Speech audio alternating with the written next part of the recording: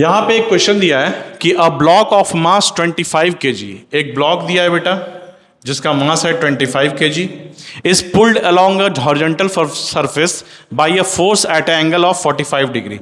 एक फोर्स लगाया गया है 45 डिग्री एंगल पे, ठीक है, with the horizontal the friction force between the block and the surface is, friction force between the block and surface, ये सरफेस है, इसके बीच में फ्रिक्शन फोर्स का कॉफिशिएंट दिया हुआ है बेटा 0.25।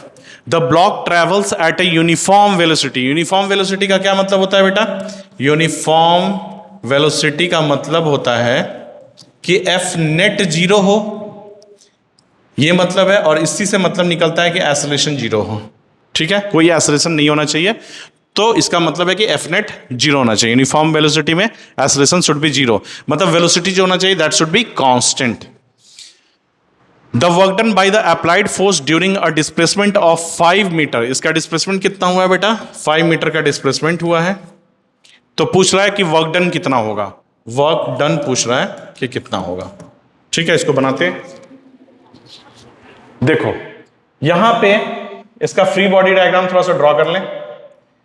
तो 25 kg का 250 न्यूटन लगेगा वेट नीचे की तरफ। अब एक यहां कांटेक्ट फोर्स लगेगा नॉर्मल, और दूसरा कांटेक्ट फोर्स क्या लगेगा बेटा? फ्रिक्शन। तो फ्रिक्शन कितना लगेगा? म्यू एन लगता है हमेशा। अब ये जो F है इसके दो कंपोनेंट हो गए, एक कंपोनेंट होगा बेटा F cos 45 जो होगा F बाई रूट 2, और एक कंपोनेंट होगा F sin 45 जिसका होगा वैल्यू F बाई रूट 2, ठीक है। अब देखो हॉरिजॉन्टल जो वर्टिकल हमारे पास फोर्सेस हैं वो कौन कौन से हैं? N ऊपर की तरफ, और ऊपर की तरफ है F sin 45। इसको इक्वल टू हम कर देंगे F sin 45 का, तो वैल्यू हमने लिख दिया है यहाँ पे F बाई रूट 2। ये वर्टिकल ऊपर वाला फोर्स है, ये नीचे वाले फोर्स को बैलेंस करेगा क्योंकि इसका कोई भी मोशन ऊपर नीचे नहीं हो रहा है। तो यहां पे बेटा N plus F by root 2 is equal to 250 newton. एक इक्वेशन आ गया हमारे पास। दूसरा इक्वेशन क्या बोलता है बेटा कि ये यूनिफॉर्म वेलोसिटी से चल रहा है। इसका क्या मतलब है कि इसमें कोई एक्सेलरेशन नहीं है। इसका मतलब है कि F cos 45 is equal to कितना होगा? Mu n. तो F cos 45 is equal to mu N.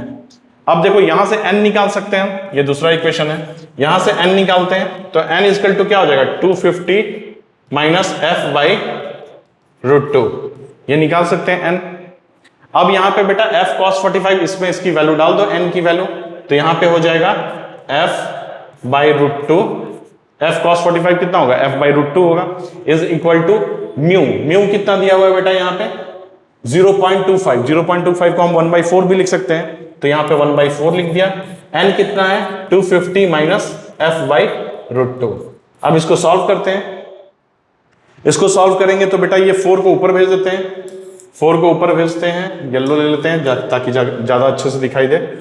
ये हो गया 4F by root 2 is equal to 250 minus F by root 2। अब F बाई रूट 2 उधर आएगा तो ऐड हो जाएगा, by root 2 plus F by root 2 is equal to 250। So यहां पे हो गया बेटा ये कितना हो गया? 5F। 5F अपॉन रूट 2, सो ये आ गया 250, 50F लिख दिया मैंने, 5F। This is 5F upon root 2। So 5 या 50 कट गया, so F is equal to आ गया 50 रूट 2। ये तो हमारे पास फोर्स आया है। अभी पूछ रहा है बेटा वर्क डन कितना होगा। तो वर्क डन किसके चलते होगा? F का ये कंपोनेंट के चलते वर्क डन होगा, क्योंकि इसका हॉरिजॉन्टल डिस्प्लेसमेंट दिया हुआ है यहां पे 5 मीटर, ठीक है। तो 5 मीटर यहां पे जो है वहां पे वर्क डन क्या होता है? Formula F into x. तो फोर्स हमारे पास हॉरिजॉन्टल वाला फोर्स कितना है? ये तो F है, तो F cos 45, cos 45 कितना होगा? F by root 2। तो F by root 2 into displacement कितना होगा? 5 मीटर का, तो 5 मीटर का, तो इसको सॉल्व कर लो। 50 root 2 by root 2 into 5, so root 2 cut गया, सो दिस इज 250 जूल।